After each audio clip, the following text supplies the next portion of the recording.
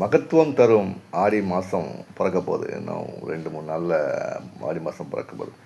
மற்ற மாதங்களில் இல்லாத ஒரு சிறப்பு இந்த ஆடி மாதத்துக்கு என்ன இருக்குன்னு பார்த்தீங்கன்னா, இந்த மாதம் முழுக்க முழுக்க அம்மனுக்கும் நமக்கும் உள்ள தொடர்பை வெளிப்படுத்தக்கூடிய ஒரு மாதம்.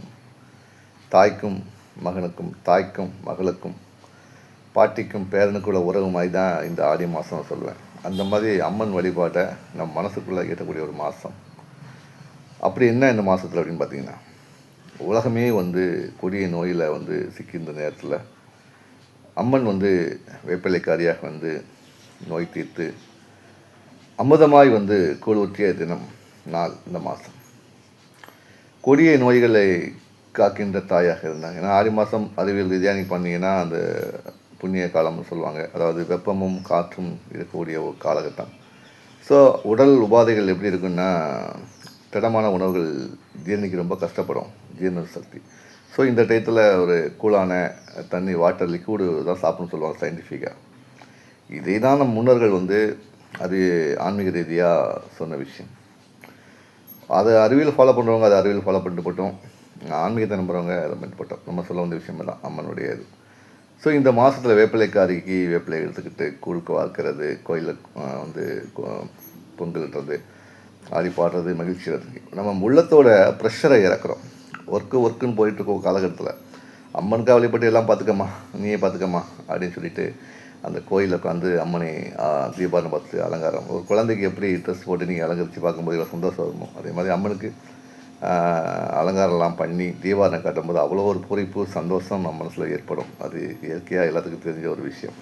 இந்த ஆடி மாதத்தில் எல்லா கோயிலையும் நீங்கள் பார்க்க முடியும். கண்குளிர பாருங்கள். அதெல்லாம் ரொம்ப மனசுக்கு ரிலாக்ஸாக இருக்கும், இதயத்துக்கு ரொம்ப நல்லது நான் சொல்லுவேன். நான் சொல்லக்கூடிய விஷயங்கள் பாதி விஷயங்கள் பார்த்திங்கன்னா அறிவியலையும் இதையும் மிஸ் பண்ணி தான் சொல்லுவேன். ஏன்னா நம்ம முன்னோர்கள் வகுத்த ஒவ்வொரு விஷயமும் சாதாரணம் கிடையாது.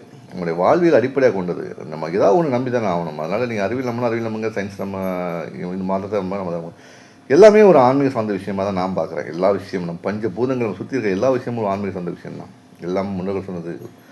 அந்த வகையில் இந்த ஆடியில் நடக்கிற முக்கியமான நிகழ்வுகள், ஆடி வெள்ளி முக்கியமாக இருக்கும், ஆடி பூரம் உங்களுக்கு தெரிஞ்ச விஷயந்தான்.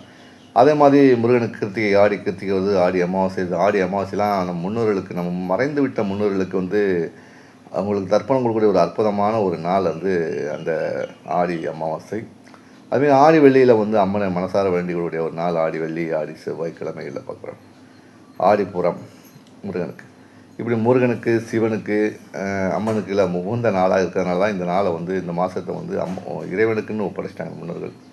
நம்மளும் ஒப்படைப்புமே. இந்த ஆடி மாதத்தில் நடக்கக்கூடிய முக்கியமான நிகழ்வுகளை தான் நம்முடைய தென்காசிக்காரன் 2Kயில் போட போகிறோம். தென்காசிக்காரன் 2K ஒரு ஆன்மீகத்துக்காக அர்ப்பணிக்கப்பட்ட ஒரு யூடியூப் சேனலாக நம்ம வச்சுருக்கோம். ஃபேஸ்புக்லேயும் அதை நம்ம பதிவிடுறோம். இதுக்கு நீங்கள் கொஞ்சம் ஆதரவு கொடுங்க. ஏன்னா நம்ம ஆன்மீக தகவல்கள் அதிகமாக பகிரணும், கேட்கணும், தெரிஞ்சுக்கணும். இணைந்திருங்கள். எங்கள் இதயத்துடன் எப்போதும் கலந்துருங்கள். நான் உங்கள் தென்காசிக்காரன் 2K.